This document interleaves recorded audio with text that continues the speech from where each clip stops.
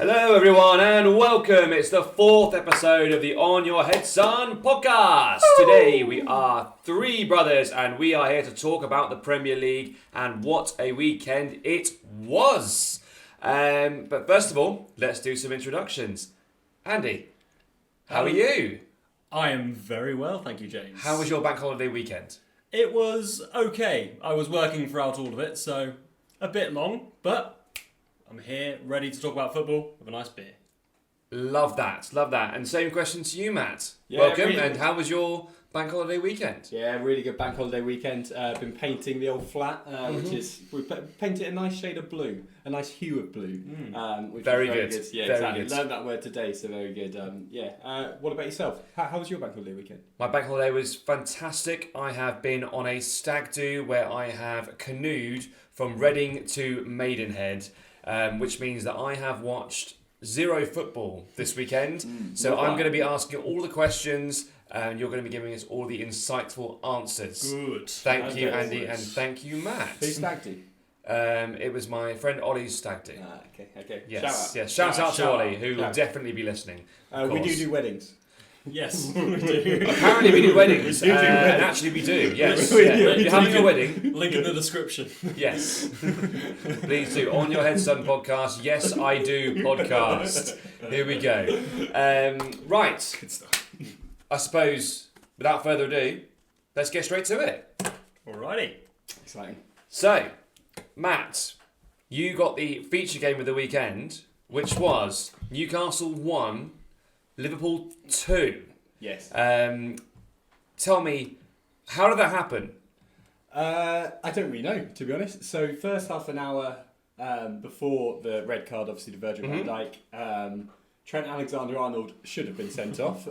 He his first yellow, he was fouled, and then the ref didn't give it, and then he just threw the ball away, which is now a complete blatant yellow. And then about 2 minutes later, probably around the 22nd minute, around that, and just pulled Anthony Gordon back, and suddenly I don't really know what happened there, but no card was given. But about 4 minutes later, and Salah plays a ball back. Yep. Alexander-Arnold miscontrols it. Gordon runs straight through and then scores. And then about 2 minutes after that, then Van Dijk makes a silly error. A lot of people said it wasn't really a red card. It was kind of an orange, but to me, he was going through straight on goal. Yeah. So I mean, it is a red card, to be honest. And to be honest, after that, Newcastle controlled the game completely, but didn't really create loads. I mean, Anthony Gordon was always getting in behind Alexander-Arnold, and which is what's something to look forward for the next year, for this season, is just how easy it is to get behind that Liverpool defence. But in 10 men in the second half, they played really well, really resolute, and Darwin Núñez came on about the 78th minute and completely changed the game. Okay. Also, honourable mentions go to like Harvey Elliott, who also came on, for Endo, who didn't have the best debut. I think it was a tough situation for him. But yeah, I mean, Darwin Núñez came on. He's like their fifth choice striker at the moment, but I think he's hopefully pumped himself up there because he looks really exciting, and he has done for the last season. Yeah. So yeah. Well, I think in the first episode we predicted that he'd have a fantastic season, and it's been a big surprise to me to not see him on the starting lineup so far, which is bizarre. From what I understand, the two finishes were very good. They're very similar to each other. Yeah. They're both like kind of through balls down on the right, and it was outside the box, just has that instinct, power zone. I mean, it was a couple that last year he probably could have missed. Yeah. Because he was in that kind of form, but making the right runs and still getting the shot away, but it was always just wide and kind of just always drifting away from the post. But I mean, literally 5 minutes before his first goal, he actually had a chance where someone played a ball over the top. I can't remember who it was, and then he just miscontrolled it, and you were thinking, "Oh, it's the same old player." Yeah. And then he comes back and keeps on making those runs. And I think that's what's exciting about him. It's just lightning quick. But I mean, the thing I don't get about Newcastle is about 70th minute they took off all their best players. So I mean, you had Tonali, who was running the show, was taken off for Sean Longstaff. Who else went off? Wilson. Wilson went off, but I mean... No, sorry. Isak came off for Wilson.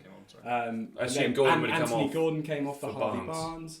And Anthony Gordon was tearing Alexander out the whole game. So yeah, it was just a strange one where they just felt like they were cruising, but Liverpool kind of wanted them to obviously feel like that. Yeah. So yeah, I mean, yeah, very good game and a very good feature game. I'm glad I watched that one. So, yeah.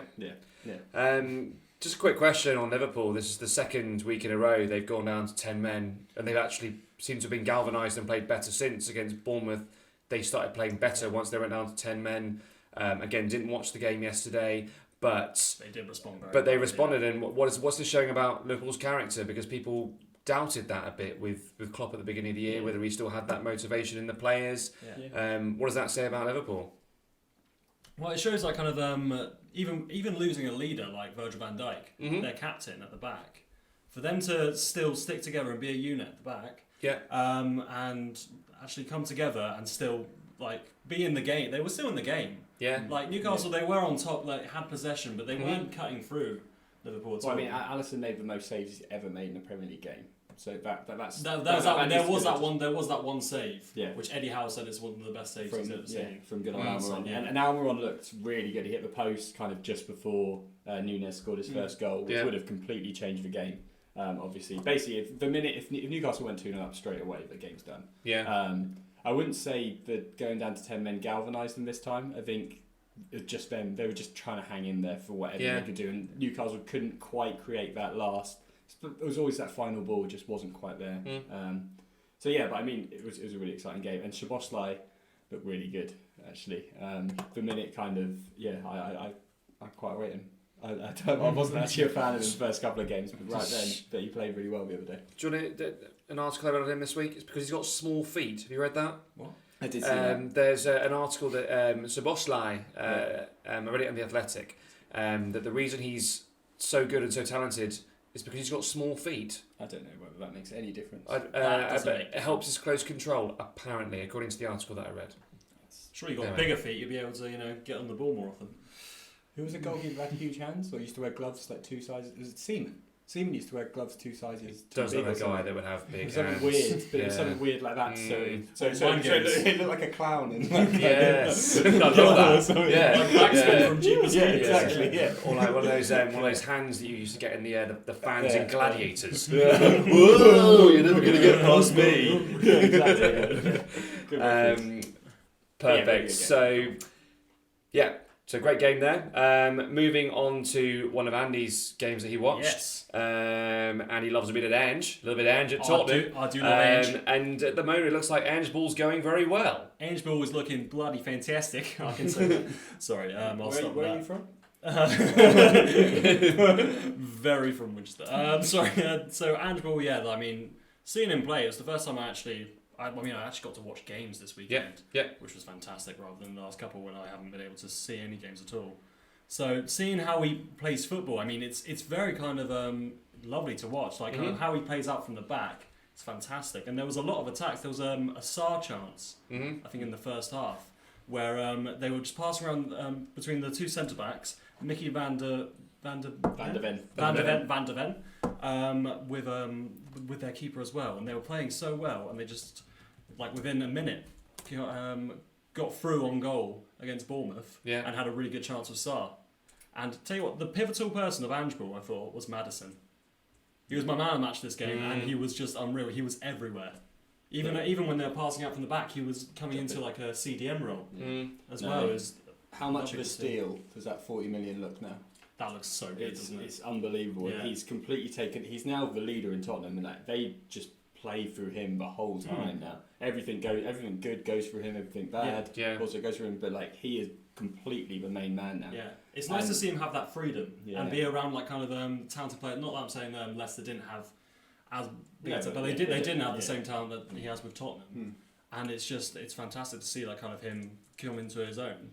Do you know what's interesting is if Maddison had been signed over the last 2 or 3 years, I don't think he would have been a success at all, because he would have played under Mourinho, Conte, or even Nuno Espirito Santo.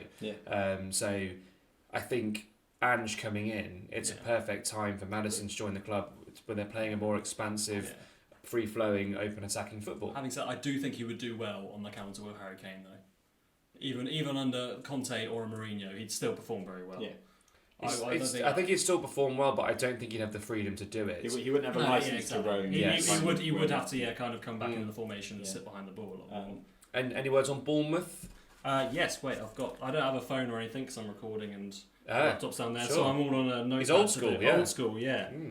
I did say take a shot for Spurs. They were kind of really trying to like make the easy chances, playing too much like kind of in the penalty box. So are you saying that Tottenham are becoming like old school Arsenal? What, trying to pass it in? They're trying to pass it. The problem with Arsenal is they always try and walk it in. Very good, yeah, very good. I take it out there. But I'll move on to Bournemouth. Before the game, Arola said he wanted to cause chaos with his high press, which I think they did very well for the first 10 minutes. They did the high press, but towards the end, they were just, at the end of the first half, they looked knackered. And Spurs were just completely passing through them, making all of their high press. If they get the ball back, they didn't have anything to do with it either. They couldn't play through it or anything. It's just in the second half, they came out with more direct football, and that actually made a little bit more of a difference for them. A player that I'm going to talk about for Bournemouth is Seaman. He looked very good in the midfield. Nice. He did. He was absolutely good. He was running in the midfield. Yeah, actually. I agree. He had a good game against Liverpool. Yes, he did. Yeah. No, I agree with that. No, a terrible player I thought for this game was Billing. Billing, I mean, they lost possession a lot of times. As soon as it got to him, he lost it. He had an easy chance on his left foot when it was coming onto it, and he could have easily killed it in, but no. That was his one chance, and he's a strange player. He's very unorthodox. He reminds me of a very poor Thomas Muller. Mm. He kind of puts himself about very well and kind of gets his body and creates chances for himself a lot, but a lot of the time. I think people assume because of his height that he's really good and like a bullish player, but he's not. He's kind of a technical player. Yeah. He strikes me, and I don't know this. He strikes me as someone that was really short growing up, and then was really technical, and then suddenly just shot really high. I'm not sure you can Google that. But you're going to try and explain it. Not like have you seen year 7? Have you seen the photos of Lukaku playing when he was young, and he was about double the size of everyone and double the width? They were just they put him in goal at one point. Have you seen that picture? That's hilarious. Yeah, no. I don't think it was similar to that. No, I can't find it. But no, I think Bournemouth. I mean, they didn't look great, but it's hard to judge them against Spurs. I mean, it was all about handball, really, how well that's doing, and I think that's going to carry on for at least about 2 or 3 more games. Yeah, I think it will still do well, but I mean, the hype they're on at the moment, I can see them easily win the next couple of games. But Richarlison. Oh yes, I do have a note about him. I said tit. Yeah. Immature tit. Yes, I know. So he slips over the ball at one point in the 54th minute. Slips over the ball. He gets away from the fans, and literally like kind of 10 seconds later, the ball's coming near him. He studs someone in the ankle, just because he's angry and fuming. And then after that, he could have made easy passes going forwards. And he shoots from about 40 yards. Yeah, shoots from 40 yards. His head just went. No, I know. So he got subbed off 6 minutes after his yellow for Højbjerg. He could have very easily got sent off. He could have very His easily. head was you gone. could see he was just wanting to start a fight with someone. At the Vitality Stadium as well. I know. Up 2-0. Yeah.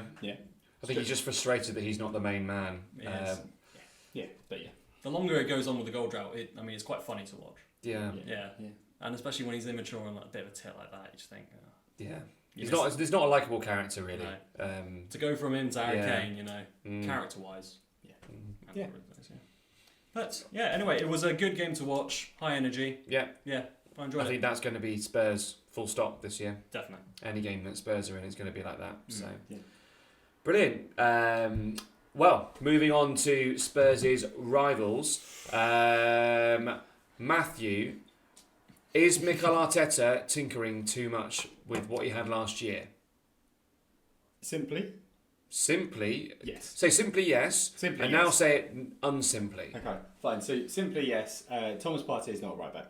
Okay. And shouldn't be there at all. Just looks so uncomfortable. Even for a split second when he's there, even on the ball, he's just like trying to rush that pass and then trying to run into midfield where he's basically told to go when he gets the ball. And it just doesn't look like natural. Whereas Zinchenko, obviously last year you saw him kind of naturally evolve from not naturally evolve. He was already evolved, but kind of naturally go from a left back to that centre mid. Yeah. But if he needed to stay in left back, he was fine. Yeah. But Partey just kind of looks like a deer in headlights, really, of that part of it. Arsenal, I mean, I actually want to talk about Fulham first. So Bassey got sent off and completely deserved sent off. This first one was for time wasting, but it was a goal kick where a centre-back's taking a goal kick. It's a little bit tough, really, on that. Fine, And then, so it's really a team yellow. And then the other one was just, you just pulled him back, which was an obvious yellow. But he played unbelievable. He completely stopped Arsenal's attacks all the time. Any cross, completely stopped them. And also, he was coming out the ball. I think he was signed from Ajax. And he looked so comfortable on the ball. And I think that's a really underrated signing there. So a note on Calvin Bassey. I watched him play. There's a highlight reel of him playing for Rangers in the Europa League in a game. It would have been 2 seasons ago. He's over at Ajax last season. Yeah. And he is a monster. Yeah. He's a beast. He wins everything. There's that. After this, I'll show you the YouTube video of Calvin Bassey winning everything. He's a monster. I didn't see this game, but I think that's gone under the radar. Obviously, didn't work for him in Ajax for various reasons, but he's a really old school, take no prisoners centre half. But he was coming out of the ball as well. It wasn't just like that. It was everything he was doing was just he completely blocked them coming forward. And then it changed a little bit when they actually brought on a recognised centre forward. They brought on Eddie about 60th minute or something like that. Changed a little bit where he then had his hands full a little bit more. But before, Trossard, Saka just going straight through him. And also Polina looked very good. I know he got his goal at the end, but I mean that's more poor defending than kind of a great goal there. He's hitting a volley from a 6-yard box and from a corner. So I mean it's not great defending. That one, And then so I mean, notes on Fulham, I think 9 times out of 10 they lose that game, but really, really, really well played, particularly defensively and on the break. And Raul Jimenez nearly scored a bicycle kick. I saw that. So that's pretty amazing there. Raul Jimenez what? Nearly scored a bicycle kick. What? Nearly. Literally probably 2 inches away from scoring. From one of your worst signings at the start, so that could have been humble pie right there. Yeah, exactly. Just one goal. By no bet. We had a player. We had a player, and he may well be listening to this, right? In my uni team, right? Who in our in a pre-season friendly we had, he hit the bar with a volley from 45 yards. It was the best shot I've ever seen in my entire life. And he lived off that. Do you remember when I hit the bar? Yeah, I remember when you hit the bar. I didn't go in. But that's what you're saying about Raul Jimenez. He missed. No. But I'm saying it's his second game in Fulham colours. Yeah. He was actually really good this game. I would say that. I wouldn't say his headers were great. I don't think he does back out of a lot of headers, but that's completely understandable. And I don't think he should go in for headers. It's actually scary almost. You're wincing for him. But no, it was a really good game. And then talking of Arsenal, speaking about Arsenal, Kai Havertz has made him unbalanced massively, and Thomas Partey coming into midfield has made him unbalanced. Declan Rice I think is a very good signing. Declan Rice will prove to be a very good signing. Fabio Vieira came on for Kai Havertz and Zinchenko came on for Partey. And it completely changed back to old Arsenal from last year. And they were suddenly fluid moving forward. You had just runners anywhere. It was more electric. But I think with having Partey and Rice at kind of that pivot position, whatever they call it now, it's very slow build up. And it's forwards, but it's so predictable. And Saka doesn't really get that. He gets a few one-on-ones, but it's kind of so slow to him that by the time he kind of gets that first touch out, there's 2 around. So, I mean, which is kind of their whole game plan, to be honest, is try and get Saka one-on-one against someone. It seems... Arsenal should have won this game. Right. But against any better team, Man U next week, I think, is a really good test for both teams, actually. I think Arsenal would probably edge that, but it's a strange one where they're not on any form at all, Arsenal. They don't look good on the eye. No. At all. That's it. Ali thinks they're the best team in the world. So yeah. We'd have a little bit more debate. At the end of the day, they've won 2 and they've drawn 1. I mean, it's a good start. It's a good start to the season. But it does sound like possibly Mikel's following in Pep's footsteps and overthinking things a little bit every now and again. You look at Man City this time last season. Well, not this time last season until the World Cup really. Mm-hmm.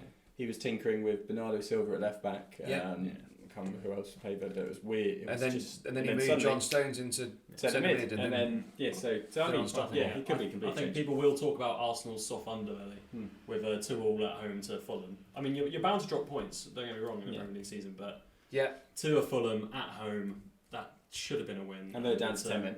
And they were down to 10 men. Yeah. And they were actually a goal up as well. Yeah, at that point. To see that goal from Paulinho, the missed header from the corner, I mean, it's poor. It's not good enough. For a title-winning team, it's not good enough. So. Perfect. Well, I think that moves nicely on actually into Man City. Mm-hmm. So Man City beat Sheffield United 2-1. Yeah. I actually was canoeing down the River Thames, right? And we were waiting for some slower people outside a lock. For those of you who don't know, a lock is where you go through and you have to wait for the lockmaster to for you to go in. Like tension, isn't it? Exactly. But because different parts of the river are different heights. Look, they're not even interested in this. This is really interesting. So we had to wait for everyone to. You have to wait to get into the lock, and and I've described what a lock is terribly, and this is 100% staying in the final cut. Yeah. But anyway, I had to wait for about half an hour for the slow coaches canoeing, and I got my phone out and I watched some Sheffield United versus Man City, the second half of it, and it's difficult to know what to say about this really, because Man City were all over Sheffield United, all over them. From the sounds of it, first half they should have been a few up. The goalkeeper following him made some great saves. Yeah. But at the end of the day, Man City got it done. Yeah. They did. I didn't get to see it. You have to say, everyone always says elite mentality from Haaland. He missed a penalty. He's there. He's always trying. He's always in the right place. He scores the goal. He missed. Well, I mean, I'm just looking at it. 30 shots. Yeah.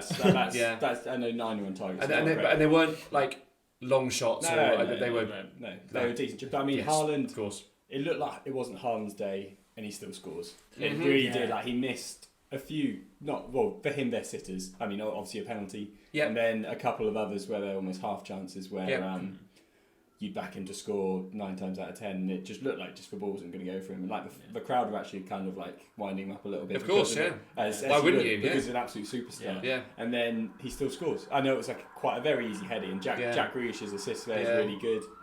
For a striker to have an off day and still score. Yeah, exactly, and that's all it is. And then I mean, Rodri just pops up out of nowhere every time they need a goal. Really, like it's pretty amazing for a defensive midfielder to be able to do that. Well, not just a clutch player, also the best player. Well, the first name on the team sheet, I'd almost say for City. But I've got a question for you on that. Yeah. How far is Rodri off the Ballon d'Or, in your opinion? I think he's superb. No. So the issue for a defensive midfielder to win a Ballon d'Or, they have to be way better than a striker or winger. What more can Rodri do? I don't know. I honestly don't. Like, so Ballon d'Or is based on goals and assists, and unfortunately it always will be. And not always will be, but I mean, actually, you see the rise in defensive midfielder with Caicedo going for 115, Declan Rice 110, Enzo Fernandez 105. Yeah. Kante was rumoured with it, wasn't he? For me, this if I'm one of the voting committee, I'm voting for Rodri as the Ballon d'Or this year. Well, Messi, I can't. Messi's already won it because of the World Cup. Yeah. Because they changed the rules just before the World Cup. Did you see this? No, I didn't see this. So they changed the rules for before the World Cup to make the Ballon d'Or favour the World Cup more. Rather than the player. No. But like save a golden ball and stuff like that. Like, and Messi, to be honest, was the best player in the World Cup. I agree. As well, like maybe Mbappe, but like both of them were the best too. But no. Getting back to your thing, Rodri, what last year he won the obviously treble? They won the treble. He scored the winning goal in the Champions League final. Yeah. He then went and won. I mean, I know it's the Nations League. No one really cares too much. He won the Nations League with Spain. Yeah, no, exactly. Like straight after he won the treble. Yeah. Like for me, he deserves the Ballon d'Or this year. I don't know. I mean, I don't think Ballon d'Or. I will say I reckon it will be between Messi and Haaland. in Not terms Mbappe. of who. Mbappe's got a hat trick in a World Cup final. That's true. And he's Mbappe been will be up. Yeah, no, that's a good shout. Mbappe's. But anyway. We'll get Anyway, there. we're getting Completely slightly Man off. City. Rodri. But Yeah. no, but I mean, Rodri, I don't know what he could do more in answer to your question. I think he's the best defensive midfielder I've ever seen. That's better than Sergio Busquets in his prime. Like, it's unbelievable what he does because he also contributes going forward more. He looks, when he's coming up against anyone, he looks faster, stronger, taller, just better. He's better than everyone around him. It's crazy. He's doing a university degree as well at the moment on the side, doing I think it's in business management. But it was a weird, when he first moved to Man City, he was living in student accommodation, very similar to that Kante story, like driving a Mini, like very minimalist kind of guy, doesn't agree with tattoos, like that kind of like, just very kind of like, just a very structured kind of guy. And that's an impression you get, really, just a very... you see how clever he is, actually. Yeah, exactly. For sure. And then the person I do want to talk about is Kyle Walker. So it was his big mistake that led to the Sheffield United goal. He tried to do a back heel, and then he's a Sheffield United boy. Well, he is. Yeah. But then and then also he didn't. He was just sat on the sideline after he did it and just like watching the game like a spectator. Yeah. And then obviously they scored. And I think he knew kind of what I've done here. But then straight up the other end, he nearly creates a chance straight away for Haaland, which Haaland just misses. And then the ball's just about to go out. I think it's a lofted cross from, I don't know, Grealish or someone on that left wing. Yeah. And then he sprints after it. He's got no right to win that ball. He wins that ball, puts the ball back in, and it's a goal. And I think it's such good mentality from obviously like probably the best right back I've ever seen. Yeah, in my time. So yeah. And I suppose quickly moving on, quick word on Sheffield United. Whatever way you look at it, it's impressive to hold City 2-1. It is. They were under the cosh the entire time that I watched them play. They got a goal. They made it interesting. I mean, for a while it was 1-1 at 85 minutes. I think Rodri's goal was 88th, 89th minute. It was very late. Yeah. So fair play to them, but it's a points business at the bottom. We're gonna sound like every single pundit ever, but their season isn't defined on the game against Man City. It's not. Like, would have been an amazing bonus to get a point there. Yeah. But that's not what they're doing to the final. But also, when we spoke about Sheffield United before the first game, we were saying the negativity going into that season was horrible. Yeah. Like no one really their best players are gone. Yeah. And then to have that kind of performance against Man City can really lift it. Yeah. And I really hope it does. And also their performance second half against Nottingham Forest last week. No, exactly. They actually outplayed Nottingham Forest, and Nottingham Forest were really lucky to go away with a 2-1 win. Yeah. That's the sort of game that they need to be focusing on. And the game they need to be focusing on now heavily is Everton this coming weekend. That's huge. And we'll get on to Everton shortly. In fact, maybe that's good time. Good segue. Just before we go off Sheffield United, I think at the end of the season, if they go down, they won't be talking about we almost got a draw against Man City. No. Near the bottom, it's a points business, and they haven't got. I actually think they will, because the fans will remember that. The fans will remember that day, because that was they were great. They were great, but they still lost. Following them, a great game. Yeah, exactly. Goalkeeper, superb. It's good, but they still lost. So. I mean, there's a lot of Saints games. There's a lot of Saints games that I remember where we've lost. Like, for example, that first game we went up against Man City. Do you remember at the Etihad? Yep. Okay. Where we lost 3-2. 3-2. And I can remember that. I can almost And so actually, I disagree with that completely. Yeah. The fans will remember it a lot. No, there's two ways to look at it, but they're not gonna. It doesn't really matter that they've lost that game in terms of their points at the end of the season, but their fans will remember that game a lot because of how well they played against Man City. Yeah. I think. But yes, moving on to so they're playing Everton next weekend. So Everton played against Wolves. They are two teams that we have all touted to struggle this year. Well, not me. So Wolves we have touted to finish 18th, dark horse for 18th or 19th. We do love Wolves. Still back on 17th. Andy loves Sean Dyche. These are, I think you could almost say objectively, two of the worst 5 teams in the Premier League. I don't think there's any. Two of 5, definitely. Yeah. I think two of the worst 5. I want to disagree, but I mean, they are missing a striker. This was Andy's feature game. Yeah. Say your first point. Say your first point in Sean Dyche's voice. No. Yes. Well, all right then. I didn't actually say Everton would go down. I said they'd finish 11th. And so far, that's not looking great. But I still stick with Sean Dyche and Everton. But I'm gonna get off just in case. Thank you. That's what my degree went on. That's all right. Anyway. Perfect. So, please tell me about the game. Please tell me how Wolves beat Everton 1-0. They were lucky to beat Everton. Okay. Everton, they controlled the game. They had it. They just could not finish. The missing striker is so prevalent, and it's so annoying because they were set up well. They were keeping on top of the game. They made so many chances. Decore was an absolutely solid player.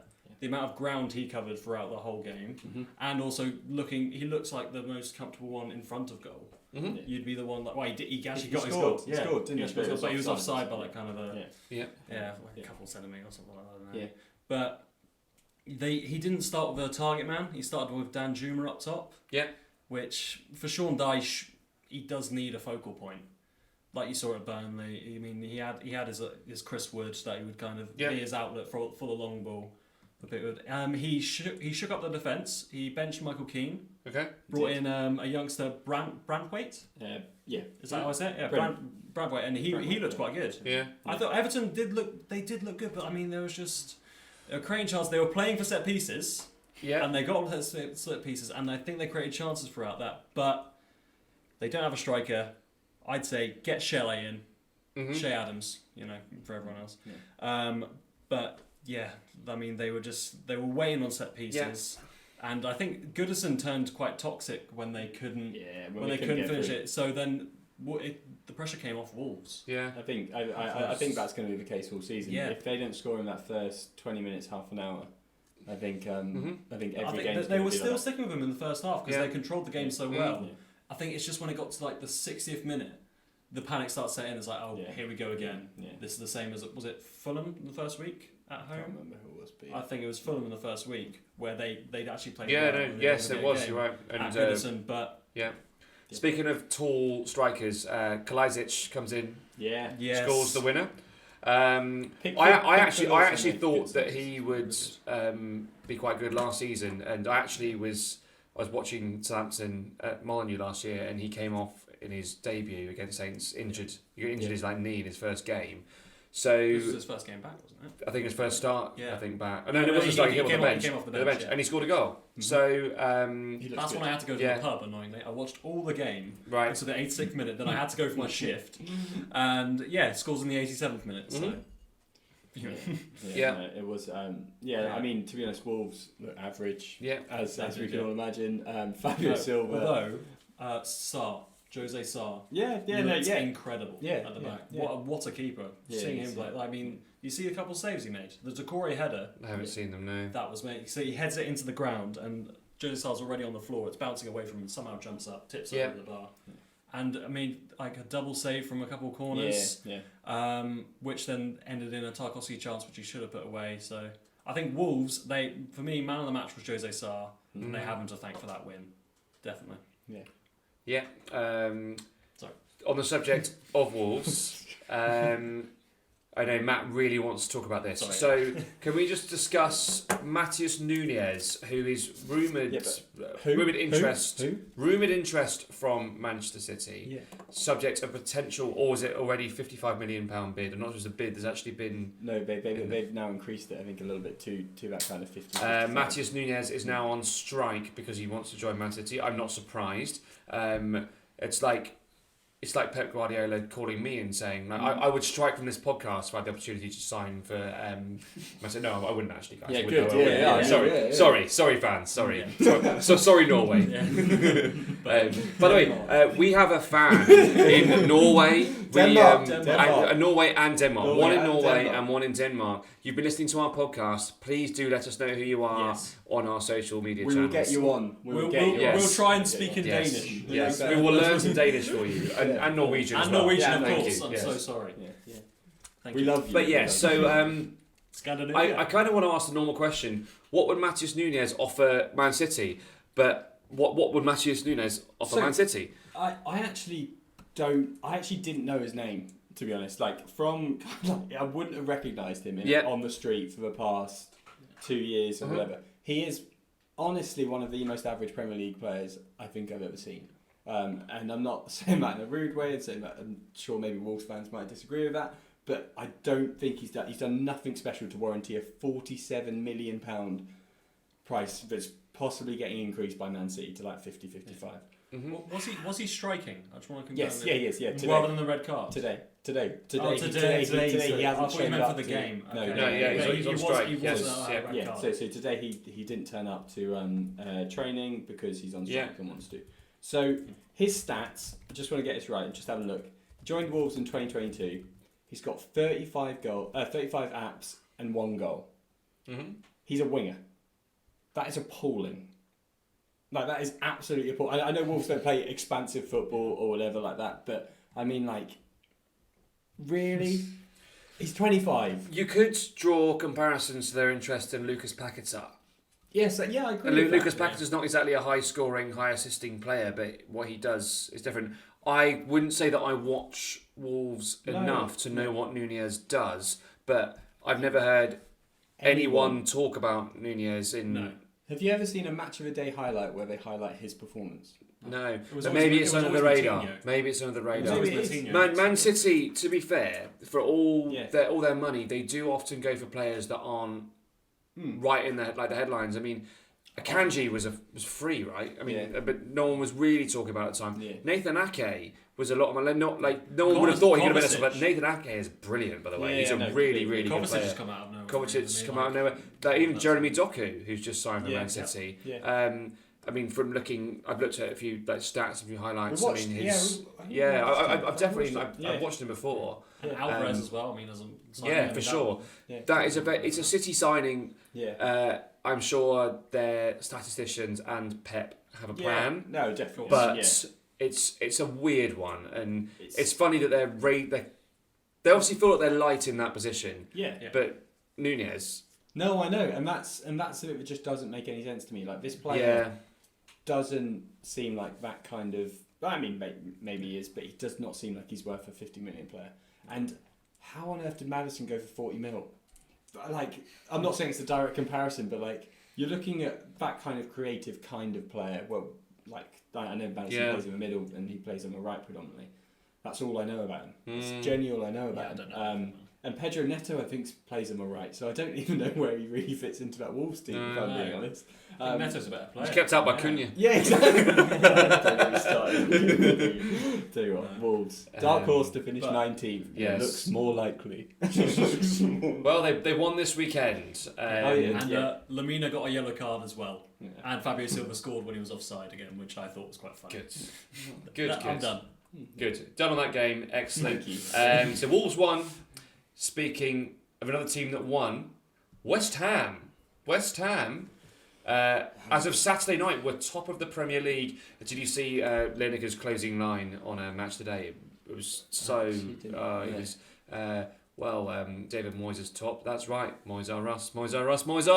And I was like, I just want to make no. I haven't seen that. And I feel horrible for doing that. That's being cut from the podcast. No. I didn't do that. Oh, we're clipping it. Yeah, we're clipping that one. Okay. Lineker is coming for you. Yeah, he is. I got shivers even from you saying that. That was horrible. It was awful. Yeah. Awful. But yes, I watched part of this game. I had a little break between canoeing and an evening curry in Henley. Oh my lord, I sounded so upper class and horrible. That was horrible. Cut that. That means I'll hopefully cut the Moyes R Us bit. No, I want to keep that. But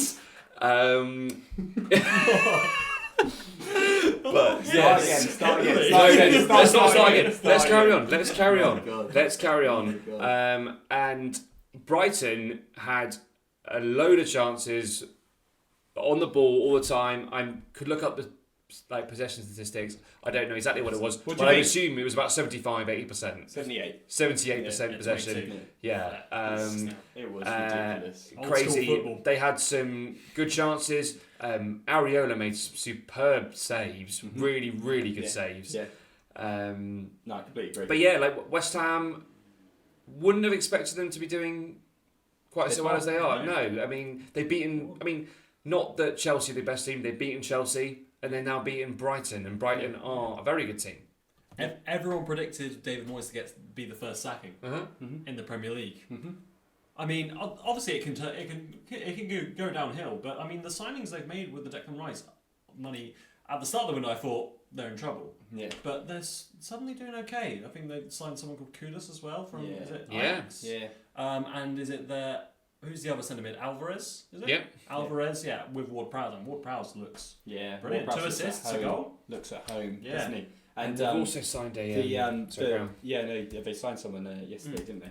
But I mean, the money that they've spent with that 100 million, I think, is possibly the best way, but in the same kind of transfer window, how you replace that superstar player with a team around it, and it really is amazing. I mean, James Ward-Prowse looks basically like reignited as a West Ham player, and looks just energy all over. And Mikel Antonio looked awful last season for the most part of last season, but he's back again. He's back. I mean, he's just a bull. Yeah. He's a proper bully. So as soon as he gets through, has a right peg on him, and it's like he'll just pin someone and then just roll them and then bam, straight away. There's kind of no thought into it. It's just complete instinct. Yeah. Having said that, Brighton were a better team. Brighton were a better team by far. Yeah. And again, similar to kind of that Fulham Arsenal game, I think Brighton won that 9 times out of 10. But that's a beauty in football whereby actually you kind of get these freak results, and it's good for West Ham. I mean, 7 points out of 3 games and 2 very tough fixtures in that. Yeah. And who did they draw to? What was the first game they drew? I actually can't remember. Bournemouth. Yeah, Bournemouth. So I mean, they drew to Bournemouth, beat Chelsea, and beat Brighton. So I mean, But also, I think West Ham have always been one of those teams that do perform in big games. Against big. They play better when they're absorbing. not expected to actually control the game. Yeah, I think so. They're not against the opposition. So I think that was good. And Jarrod Bowen looks really good still. He's on fire. He's a really good player. I think they do still have a few weak points in their team. I think their right back and left back isn't necessarily the best right back and left back pairing I've seen. But yeah, I mean, very decent result. I mean, not very decent, amazing result. Yeah. To be honest, completely. Yeah. And James Milner didn't look great. Did he not? No, he didn't. No, unfortunately not. Unfortunately, my man Jimmy didn't look great. Propaganda. Yeah, and I think keeping hold of Paquetá as well is a big boost for them. However long he plays for this season, if there's anything by the Evan Toney rules. His favelas look amazing now. Have you seen all those memes? They're quite fun. No, I've not seen them actually. No. But all in all, I think West Ham are looking good. Brighton, again, I think if De Zerbi told them to go out again, play again, he'd say play the same and you'll win. Nothing to worry about from Brighton. No. West Ham just played well on the break. Exactly. So fair play to them. Let's talk about a fantastic team in Aston Villa. Oh, I love Aston Villa. I know you do love Aston Villa. The Midlands. I love the Midlands. I really do. Matty Cash, 100th appearance for Aston Villa, and he scores 2 goals for the first time. Yeah, it was unbelievable. I think Aston Villa just look. I said him after the first week when they played against Newcastle. If they scored that first goal, it would have been a completely different story. In that game, and Aston Villa just looked, and then they obviously capitulated and then lost 5-1. But I mean, they just look so serene, and they completely controlled this game, bar 20 minutes after the first half, kind of from 45th to about the 60th minute, when Moussa Diaby scored. By the way, unbelievable signing, completely gone under the radar from. That's not gone under the radar. From Bayern. No one's talking about Moussa Diaby. It's gone under the radar on this podcast. It has. I've heard a lot of people talking about Moussa Diaby out on the streets. What from Bayer Leverkusen? From Bayer Leverkusen out on the streets. On the streets, people are talking about Moussa Diaby. And do you know who his replacement is? At Bayer Leverkusen? Yes. You do. Yes, I do, and I'm very upset about this. Yeah, I know. It's a certain Nathan Teller from Southampton. I know. It's really sad, but sold for 20 million, I think. I know. He's 23. Do you know Nathan Teller? He's been around for a long. Had quite a few serious injuries, I think that's why. Yeah. But going back to Villa, I mean, Villa looked really good. They actually had less possession, which, to be honest, I quite like in that sense. They're just so direct and so they've actually played 3 at the back this time, where Matty Cash played higher up, Luca Dean played higher up, and it just looked like they've been doing it all their life. Where I mean, Luca Dean's a very good attacking left-sided player. And Matty Cash, I think, hasn't always necessarily had that, but I think is really coming to his own under Unai. So yeah, and Ollie Watkins, they won 5-0 during the week as well in Europa League qualifiers as well. They are scoring for fun. And Ollie Watkins scored two in that. He should have scored in this game. Yeah.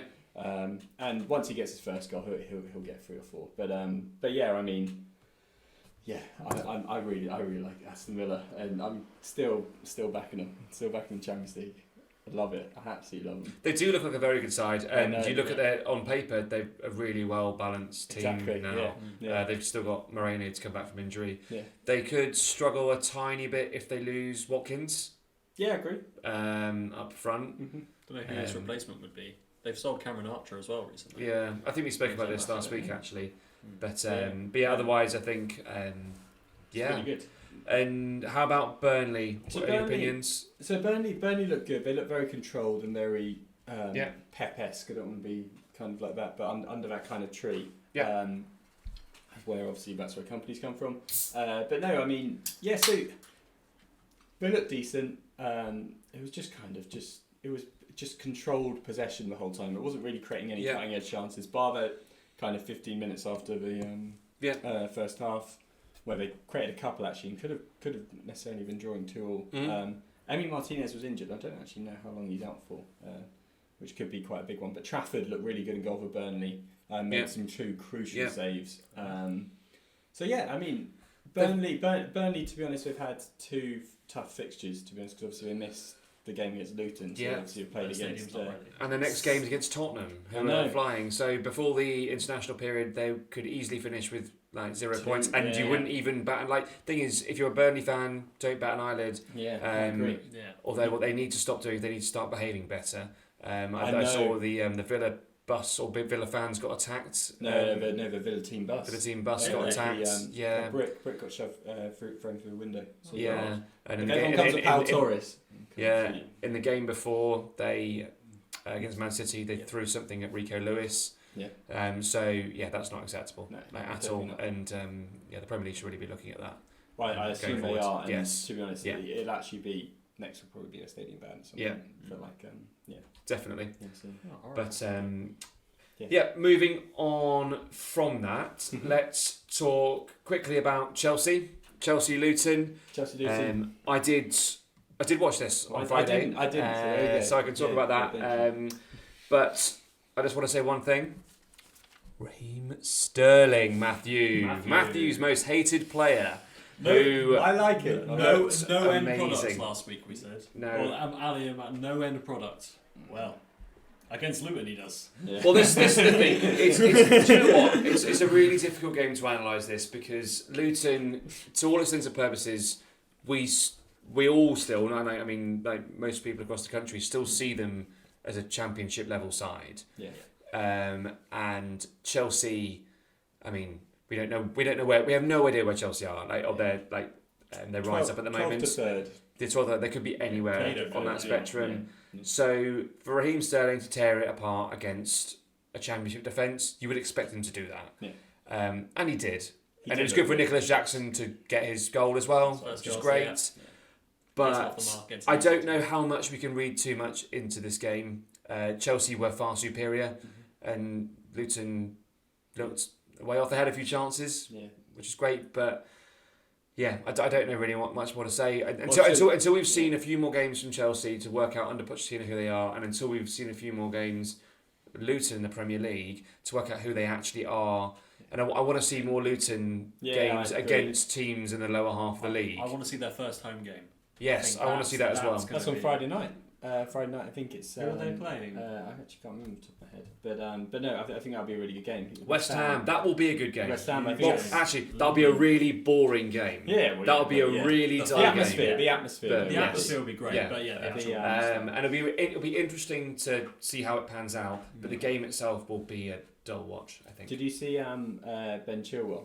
Where he's completely one-on-one with the goalkeeper and just tried to square. Well, not even square. To give Raheem Sterling a worse chance. Yeah. This was only at 1-0, I think. Just because it was right. I don't know. It's a weird. No, he could have been. He could have been on his left. He had so much time. It was a strange one. But really good for Nicholas Jackson to get off the mark as well. So yeah, that's huge.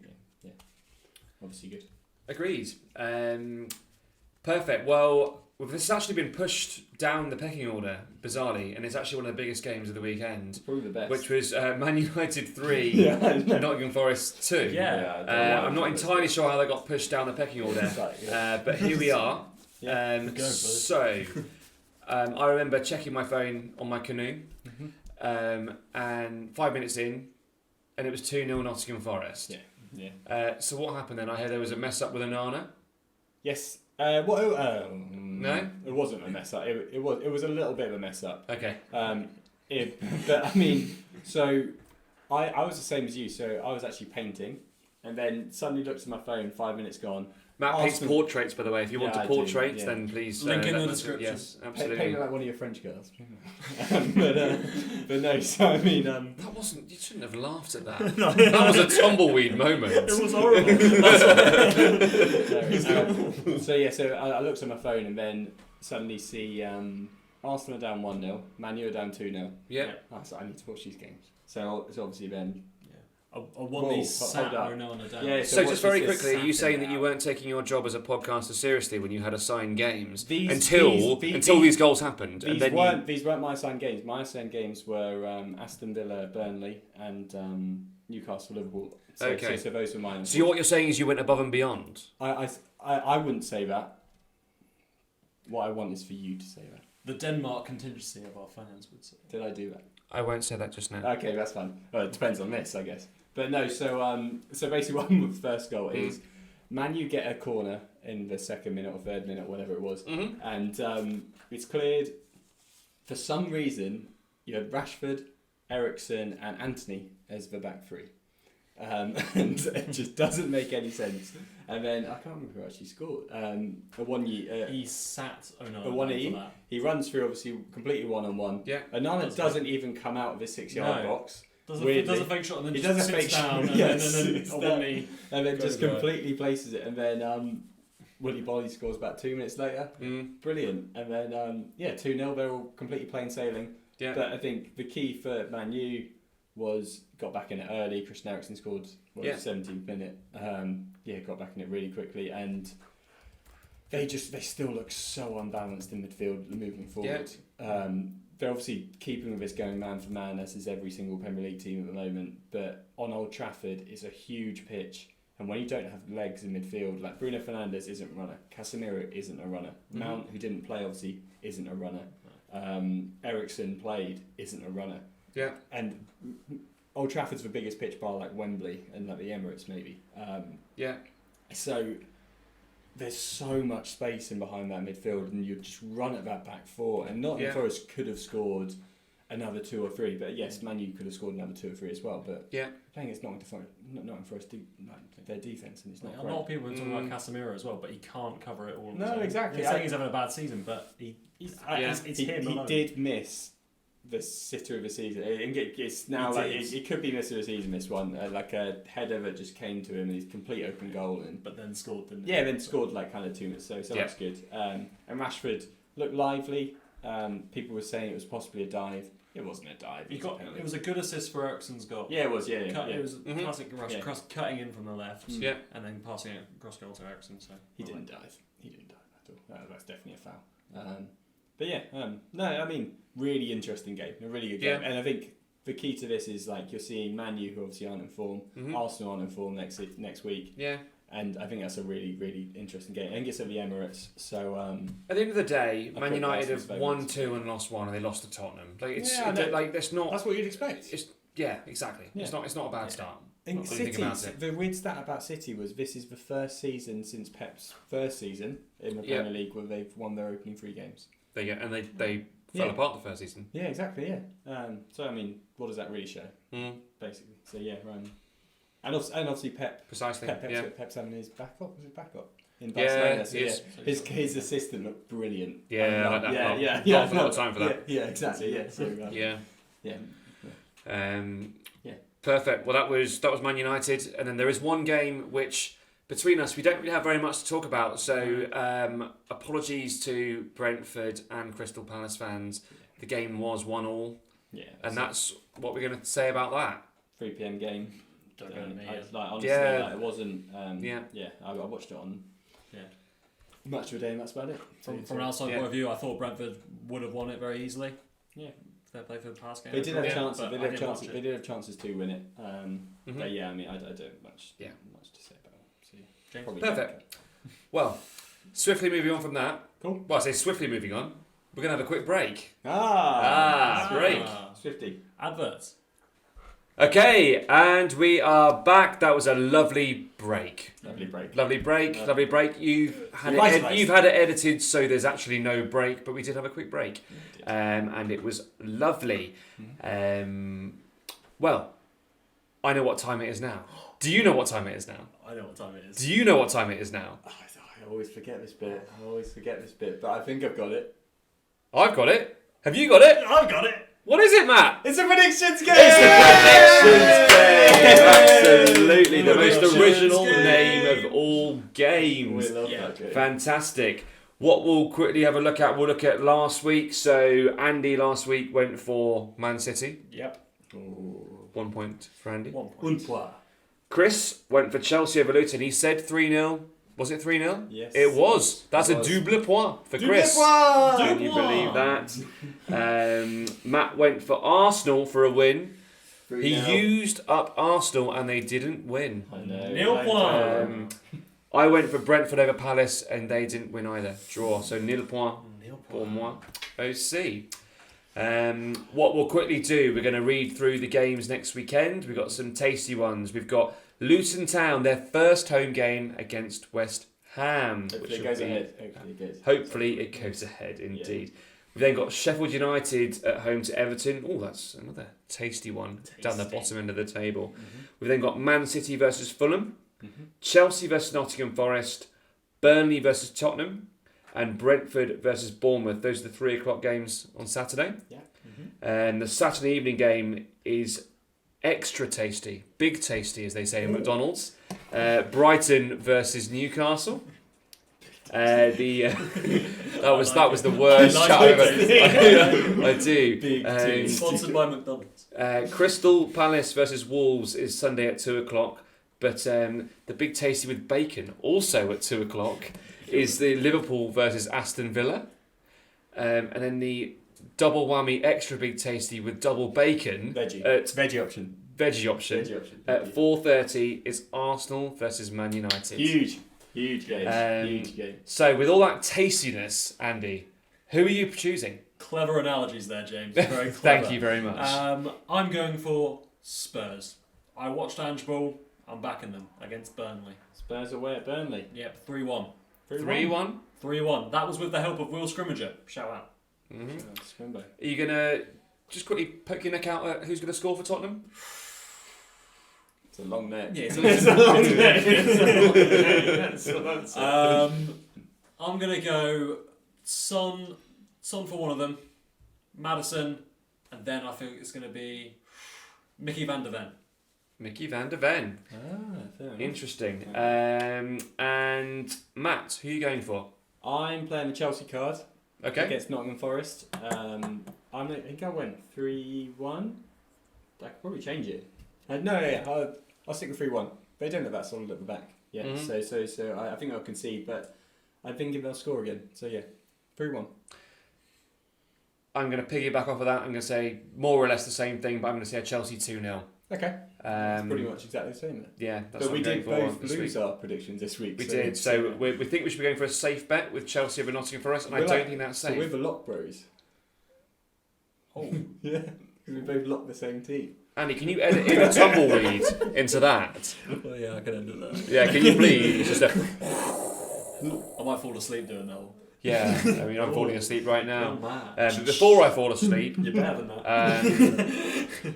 Is he better than that? Yes. No, he's not. Yes. Before we all fall asleep, Chris has gone for a 1-0 win for Brentford, at Brentford against Bournemouth. So, yes, we will see how that all pans out. Next week, we should finally have Chris on the podcast. The fourth I Jonas know brother. you've all been waiting for him. Yeah. Another thing for next weekend, it's in an undisclosed location. Yes, it is. Any clues, Matt, on where it might be? Viva La España.